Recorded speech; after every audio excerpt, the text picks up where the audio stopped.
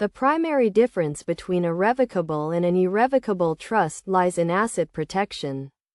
A revocable trust allows the grantor to maintain control over their assets, making it easier for creditors to access them. In contrast, an irrevocable trust transfers control of the assets to the trust, thereby protecting them from creditors.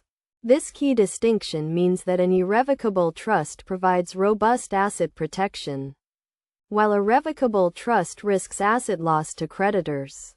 Another significant difference is flexibility. A revocable trust can be modified, and its creator is free to use the properties as desired. However, an irrevocable trust is rigid and cannot be altered, and the grantor cannot use the property at will. This flexibility in revocable trusts comes at the cost of potential vulnerability to creditors. Tax implications also vary between the two types of trusts.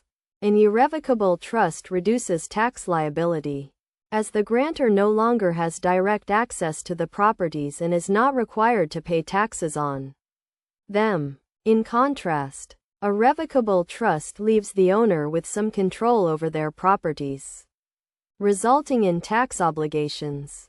Despite these differences, both types of trusts share a common goal: managing assets according to the owner's wishes.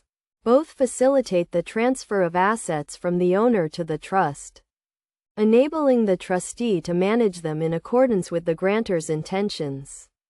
The trustee is bound to handle the assets as per the grantor's wishes, ensuring that their desires are respected. Ultimately, the choice between a revocable and an irrevocable trust depends on individual priorities. While a revocable trust offers greater control and flexibility, an irrevocable trust provides stronger asset protection and reduced tax liability.